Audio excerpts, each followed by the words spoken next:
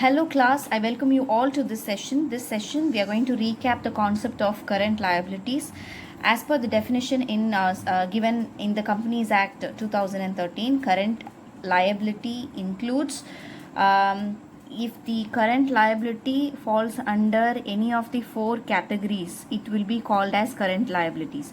So what is the first one? It is expected to be settled in normal operating cycle.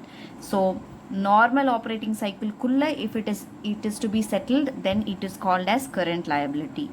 Due to be settled within 12 months after the balance sheet date, that is due to be settled within 12 months after the balance sheet date. Say for example, if the balance sheet date is 31/3/19, if it is due to be settled after the balance sheet date, 12 months after the balance sheet date is 31/3/2020, within this time gap, if it is expected to be settled, then it is called as current liability.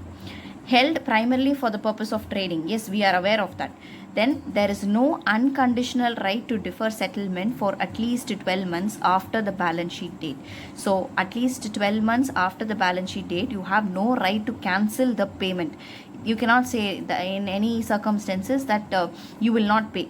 Then under this category it will come under current liability. So it is a matter of operating cycle or within 12 months from after the balance sheet date or held for purpose of trading, and it is no unconditional right to defer settlement for at least 12 months after the balance sheet date. If a liability meets any of the above four conditions, it is shown as current liability. So any of the four conditions. Now we are going to discuss a problem related to this area, which is very important concept based problem. So you have the data given here. So trade payables, you can see operating cycle and expected period of payment is given. So you have to identify whether it is a current liability or a non-current liability. Okay, so first one is trade payables. Operating cycle 10 months கொடுத்திருக்காங்க. Expected period of payment is 8 months. So it is within this operating cycle. First criteria first criteria itself it is satisfied. Within 8 months it has to be paid. Operating cycle is 10 months. Obviously it is a current liability. Second one, trade payables 10 months, but expected trade payables operating cycle is 10 months and expected period of payment is 12 months. Though it operating cycle is 10 months, it is expected to be paid within 12 months, but balance sheet date la irundhu 12 months, so it hits the second criteria, so it is a current liability. Then you have the trade payables, operating cycle is 10 months but expected period of payment is 15 months.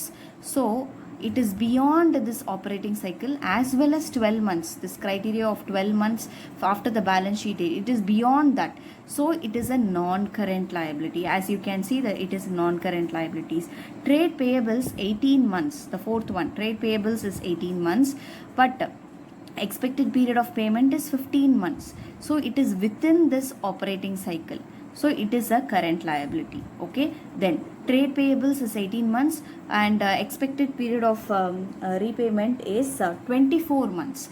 So this is beyond this operating cycle. So obviously it is a non-current liability. So we have this. So this concept of this concept can be applied for current liability. For current assets, you just have to change the wordings as current assets. That's all. This criteria will be the same.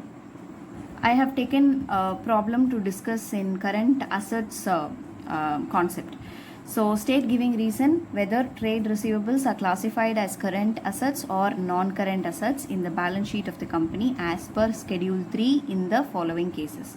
Operating cycle 10 but expected realization period is 11. It is within 12 months. So obviously nama current assets nu eduthikalam. 10 is the operating cycle, expected realization is 12, so obviously it is a current asset. It is within 12 months, so a current assets.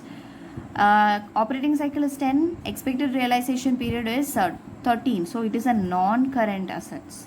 Okay, because expected realization is beyond 12 months, so it is a non-current asset.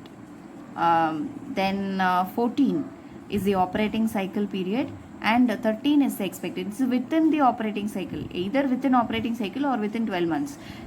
This criteria is satisfied. So obviously it is a current assets. Then 15. What is 15? 15 operating cycle period, but expected realization period is 16. So obviously it is more than the operating cycle. Thus it is a non-current assets. I hope that this concept is clear without any confusion. We will take one more problem to